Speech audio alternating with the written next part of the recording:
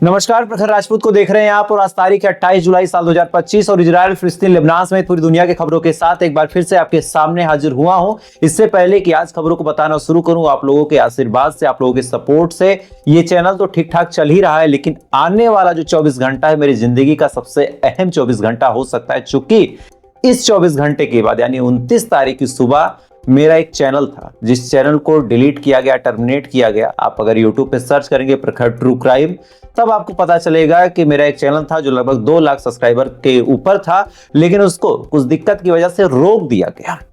लेकिन कानूनी लड़ाई लंबी चली, सरकार के खिलाफ जो हमें करना था हमने किया। उसके बाद हमारा चैनल कल यानी 29 तारीख को लौट के आएगा, ऐसी उम्मीद है। तो आप लोगों से रिक्वेस्ट है, आप लोग दुआ जरूर करें कि आ जाए। और साथ ही अब आपका समय नहीं खराब करूंगा, सबसे पहले आपको मिडिल ईस्ट की कुछ बड़ी खबरें बताता हूं। तो सबसे पहली जो खबर निकल के सामने आ रही है, ये खबर इजराइल के अंदर से है और इस खबर में आज आपको एक अजीबोगरीब चीज पता चलेगी, इजराइल की सच्चाई। दरअसल 3 आईडीएफ के जवान, ये तीनों इजराइल की तरफ से सेना में भर्ती होते हैं। भर्ती होने के बाद इन्होंने अपनी सर्विसेज दी, लेकिन अब क्या हुआ कि इनको इजराइल की सरकार ने जेल में डाल दिया। अब जेल में डाल दिया तो भाई इन्होंने कुछ गलती की होगी, इन्होंने देश के साथ गद्दारी भी की होगी, या फिर इन्होंने कुछ किसी के ऊपर जानलेवा हमला कर दिया होगा। आमतौर पे आर्मी वाले को भाई अगर जेल में डाल रहे हैं तो यही वजह होगी कि उसने देश के साथ गद्दारी की, या फिर उसकी वजह से कोई निर्दोष अपने देश का मारा गया, तभी जेल में डाला जाता है। लेकिन इनके साथ कहानी क्या है आप जानेंगे तो हंसेंगे। दरअसल ये जो 3 सैनिक है, ये 7 बार गाजा में अलग अलग कॉम्बैक्ट मिशन पे गए थे। 7 बार इनका सामना हमास के लड़ाकों से हुआ। अब हमास के लड़ाकों से सामना होने के बाद ये जो तीनों थे, इनके अंदर की जो पतलून है वो गीली होने लगी। गीली होने के बाद जब इस बार ये लौट के आए तो इन्होंने कहा कि भैया हमारी बस का नहीं है, हम गाजा के अंदर जाके लड़ाई नहीं लड़ पाएंगे। वो लोग घात लगा के हमला करते हैं, वो लोग एम्बुश लगा के उड़ा देते हैं, हम अपनी जिंदगी को दांव पे लगा के वहां नहीं जाएंगे। अब ये बयान इन्होंने जब पब्लिक फोरम पे दे दिया, तब इजराइल की सरकार को लगा कि यार ये तो हमारी अंदर की बातें बाहर आ रही। इसी के बाद क्या हुआ कि इनके ऊपर आरोप लगाया गया कि आप एज ए सिपाही, एज ए सैनिक अपनी ड्यूटी से भाग रहे हैं। और इसके बाद इनके ऊपर मुकदमा चलाया गया। मुकदमे में ना कोई सुनवाई हुई, ना कोई बहस हुआ, ना कोई जिरा हुई, फौरन इनको उठा के जेल में डाल दिया गया, ताकि जो आईडीएफ के जवान ये सोच रहे हैं कि हम इजराइल से भाग जाएं, जो आईडीएफ के जवान ये सोच रहे हैं कि अब हम इजराइल की तरफ से थोड़ी सी एक लीव ले लें, कहीं और निकल जाएं, गाजा में ड्यूटी ना करनी पड़े, गाजा में आए दिन घात लगा के हमास और रेजिस्टेंस फोर्सेस मार दे रहे हैं, उनके अंदर एक डर फैल जाए कि अगर हम सरकार की बात मानने से इनकार करेंगे, अगर हम हथियार लेके गाजा में नहीं जाएंगे तो अब हमें जेल में डाल दिया जाएगा। यहाँ पे 2 चीजें आपको क्लियर हो गई। पहला कि इजराइल की जो सरकार है अपने सैनिकों को डरा धमका के जैसे तैसे करके गाजा के अंदर अपनी जंग को जारी रख रही है। और साथ ही दूसरी सबसे अहम बात ये पता चली कि अब आईडीएफ के जो सैनिक हैं वो बुरी तरीके से अंदर से टूट चुके हैं। उनके पास वो ताकत, वो सामर्थ्य, स्टेमिना बचा ही नहीं है कि वो उसी मुस्तैदी के साथ गाजा में जाके इस चिलचिलाती धूप में लड़ सके। है, दोनों ही सिचुएशन इजराइल के पक्ष में नहीं है। अब अगली खबर का रुख करते हैं और अगली खबर निकल के सामने आ रही ईरान से। और ईरान को लेके अब चाइना के ऊपर धमकी देने का काम इजराइल कर रहा है। चाइना को धमकी दी है इजराइल ने और कहा है कि आप जो कर रहे हैं वो चीजें सही नहीं है और इसका खामियाजा आपको भुगतना पड़ सकता है। दरअसल पूरा मामला क्या है कि 12 दिन की जब इजराइल के साथ जंग चली, उस जंग में इजराइल ने जब हमला किया तो कुछ बैलिस्टिक मिसाइलों की जो फैसिलिटीज थी 2 जगहों पे टारगेट किया था। पहला था कि न्यूक्लियर फैसिलिटी जो है उस पर टारगेट करके ईरान की न्यूक्लियर फैसिलिटी को बर्बाद किया जाए, ताकि ईरान न्यूक्लियर नेशन ना बन पाए।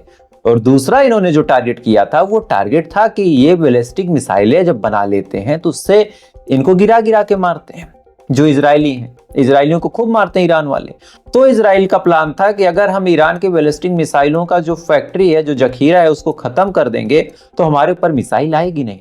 इसी के तहत इन्होंने उस जगह को टारगेट किया, टारगेट करके लगभग सफलतापूर्ण तरीके से उस जगह को डिस्ट्रॉय कर दिया।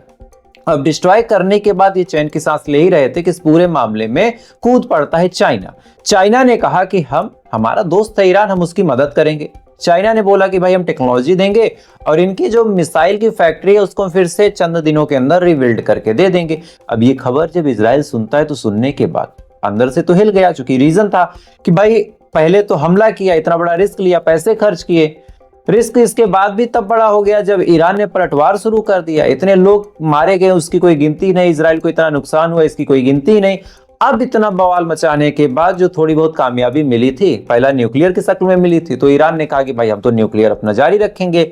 दूसरा बैलिस्टिक के शक्ल में मिली थी, अब चाइना इसमें कूद पड़ा, तो इजराइल की चौतरफा हार हो गई। और इसी वजह से अब इजराइल बुरी तरीके से बिलबिला रहा और कह रहा है कि हम चाइना को छोड़ेंगे नहीं। और जबकि इनके अंदर दम नहीं है कि ये चाइना के ऊपर एक पत्थर भी मार दें, इनके अंदर दम नहीं है, लेकिन अब बयान देना है और ये चाहते हैं कि हम ऐसे बयान देंगे ताकि चाइना सोचे कि यार क्यों जंग के माहौल में हम उलझें और हम पीछे हट जाएं। लेकिन चाइना इस बार पूरी मुस्तैदी के साथ तैयार है ईरान को बैलिस्टिक मिसाइल की फैसिलिटी देने के लिए, और अगर ऐसा होता है तो इजराइल की चौतरफा हार फिक्स है। खैर, अगली खबर का रुख करते हैं और गजा के अंदर से राहत भरी खबर भी है, और इस राहत भरी खबर के पीछे एक शैतानी साजिश भी है। दोनों चीजें आपको बताता हूं। दरअसल गजा के अंदर इस समय जॉर्डन के जो जहाज हैं और जो यूएई के जहाज हैं, दोनों की जहाज मदद के सामान गिरा रहे हैं। इसमें ड्राई फ्रूट्स हैं, आटा है, चीनी है और कुछ फ्रोजन फ्रूट्स हैं, यानी ऐसे फल जिनको जमा दिया गया था कि कुछ दिन तक सुरक्षित रहें, वो चीजें फेंकी जा रही हैं, एयर ड्रॉप की जा रही हैं। अब उसको लेके भी इजराइल की 2-3 चीजें निकल के सामने आई।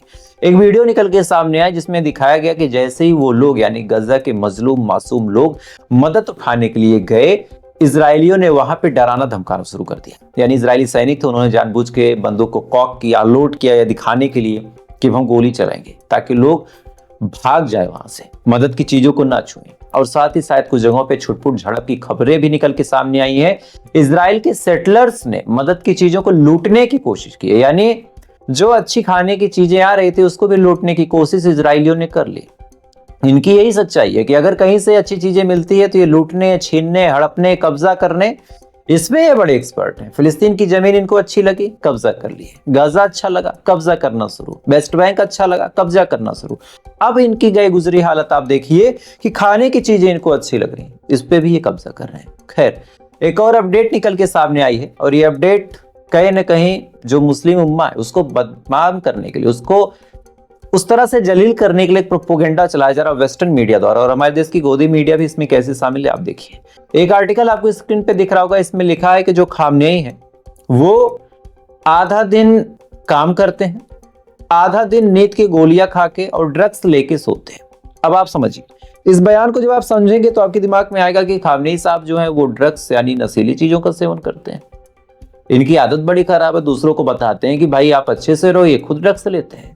जो एक यूथ है उसका भरोसा कैसे ईरान के सुप्रीम लीडर से कम होगा? आप सोचिए खुद, अगर आपको ये बात पता चले कि सुप्रीम लीडर जो ईरान के हैं वो ड्रग्स लेते हैं, आपको भी धक्का लगेगा कि यार ये ड्रग्स क्यों लेने लगे, हम तो इनको बड़ा अच्छा जानते थे। लेकिन शब्दों का खेल आप समझिए, ड्रग और ड्रग्स दोनों अलग चीजें। ड्रग्स का मतलब जो होता है वो तो नशीली चीज आप समझ सकते हैं, लेकिन एक ड्रग्स का मतलब होता है, या फिर ड्रग आप उसको कह लें, उसका मतलब होता है दवाएं। आप सोचिए एक 80 साल का आदमी, 80 से 85 साल जिसकी उम्र हो, जिसके ऊपर पूरे देश का प्रेशर हो। आप सोचिए आपका अपना देश एकदम शांति प्रिय देश है, ना किसी से लड़ाई, ना किसी से कोई झगड़ा, फिर भी आपके देश के प्रधानमंत्री हो, मुख्यमंत्री हो, उनके ऊपर कितना प्रेशर रहता है।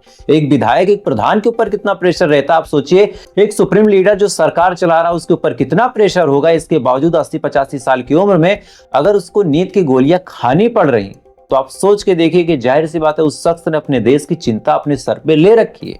अगर उसे अपने देश की चिंता ना हो तो भाई क्या दिक्कत है, तमाम ऐशो आराम है, तेल बेचो, ऐश करो, खाओ पियो, सो जाओ। लेकिन इतनी सुविधाएं होने के बावजूद अगर खामनेई नींद की दवाएं खा रहे हैं तो जाहिर सी बात है वो अपनी आवाम को लेकर चिंतित है।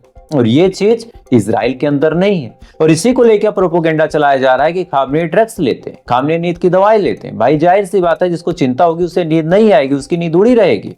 ईरान की सुप्रीम लीडर जो है उनको गजा की चिंता है, उनको फिलिस्तीन की चिंता है, उनको मिडिल ईस्ट की चिंता है, उनको ईरान की आवाम की चिंता है। आए दिन रजा पहलवी जैसे लोग वहां पे सरकार बदलने की कोशिश करते हैं, उस बात की चिंता है। लेकिन ये चीजें हमारे देश का गोदी मीडिया नहीं बताना चाहता, जो वेस्टर्न मीडिया वो नहीं बताना चाहता। इवन बदनाम करने की कोशिश कितनी बदतमीजी के साथ की जा रही है वो आप खुद देख सकते हैं। खैर, तो आज की बड़ी खबरें थी, इन खबरों के बारे में आपकी क्या राय कमेंट कीजिएगा। बाकी वीडियो अच्छा लगा हो लाइक सब्सक्राइब करके अपना प्यार दे सकते हैं, और साथ ही इजराइल और फिलिस्तीन की जंग में आप किसके साथ हैं कमेंट करके जरूर बताइएगा, ताकि आपको भी पता चले कि आप किसके साथ हैं और आपके साथ कितने लोग खड़े हैं। बाकी थोड़ी देर बाद फिर मुलाकात होगी इजराइल, फिलिस्तीन, लेबनान से पूरी दुनिया की खबरों के साथ। तब तक आप अच्छे रहें, खुश रहें, ऊपर वाला आपकी हिफाजत